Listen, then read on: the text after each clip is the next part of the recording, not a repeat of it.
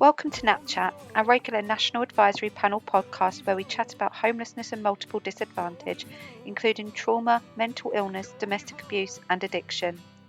We recognise that we've all been on our own unique journeys and none of us have a monopoly on the truth, just our own. This podcast carries a warning. We may discuss things that are distressful or triggering and you should listen to it at your own discretion. They said they would end rough sleeping in 2 years' time. Is that promise still on? Of course, COVID happened, so things were delayed. Is there any reality in that promise? They haven't a clue about the pipelines that bring more people in the whole time. And until they get that, they're going to still come up with unrealistic dates of, oh, we'll sort it out in 2 years. If you look at the mental health side, it takes many, many years to recruit, train, and gain the experience for mental health workers. And the country is short of them for the general population, forgetting the homeless where the incidence of mental health is so much higher. So until they understand all the bits that bring people in, the broken childhoods, the broken system at the Ministry of Justice and all that, they're just keen to keep putting more people in. You know, maybe the message of like actually everyone in gave a platform and showed that actually you can actually end rough sleeping if you put your mind to it. And actually different local authorities have dealt with the aftermath of it differently. So as I say, some numbers are back up to what they were before the pandemic. I heard Housing First mentioned, and I think they're an amazing organisation. And I've worked with at least 5 of their clients from when they were on the street. You would think these are the sort of people you would, 20 plus years homeless, they would never go anywhere, gone into Housing First, maintain the tenancy, stop the heroin use or whatever it is, and alcoholism.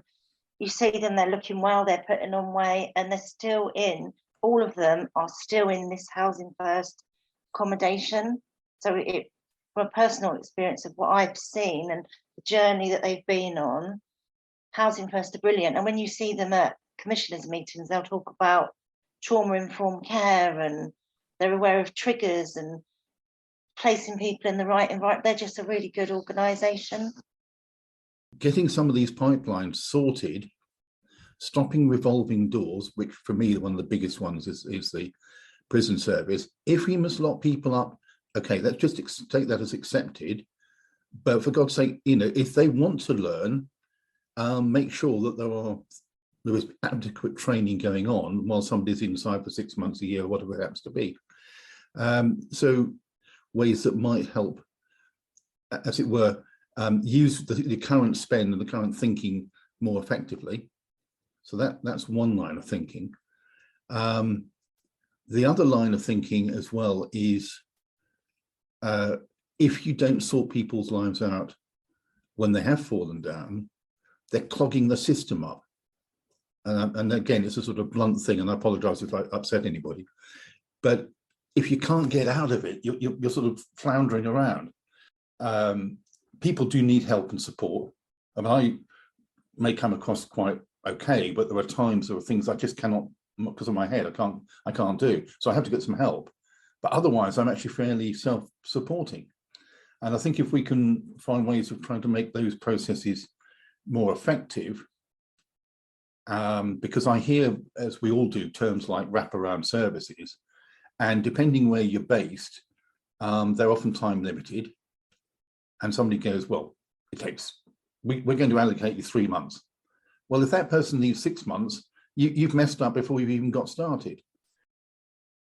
Training and educating other sectors that closely link in with homelessness and situations that might lead to rough sleeping. So, why aren't financial advisors being educated and informed on the legalities around being homelessness due to unaffordability? Why isn't estate agents being educated and trained on the legalities of homelessness and how to prevent that, or what have you, whatever they could do? All of the sectors, obviously mental health, that sort of is a given. Drugs and alcohol services, that's a given. Domestic abuse services, that's sort of a given. But really honing in on the training and education around what each of those services can do in regards to like homelessness law. For me, like the charity sector needs to understand that just because someone's been through trauma and has kind of got a whole bunch of issues doesn't mean they're not able to maintain their property, and it doesn't mean it's the reason they it's not the reason they became homeless in the first place. And I know there are people who genuinely can't cope on their own and stuff. I get that, but for most of the people we see and we work with, it's not the reason they become homeless. The reason they're homeless is that effectively there's not enough housing, and when there's not enough housing, it's a race to the bottom, and it's, you know, who can effectively who's got the least resources to get housed rather than who can't get housed, if that makes sense. I don't know if that makes sense, but most people, what I'm saying is most people who are homeless, even the people who are on paper very complex needs, they can maintain a property if it's suitable, if it's in the right area, if it's affordable, if they get the support to deal with benefits, that kind of stuff. Simple stuff. Getting housed doesn't solve everyone's issues for sure. They've still got the same trauma, they've still got the same life experiences they've had, but they've got one less problem in terms of they're not homeless anymore. So at least they've got one extra thing which will help them out to kind of recover. It really pisses me off that you can have decades of life experience, education, expertise, whatever, like literally decades, you become homeless for a couple of weeks, and all of a sudden every single service sees you as you are a homeless person, you're the homeless, at very best you're experiencing homelessness, but they don't see everything else you've done.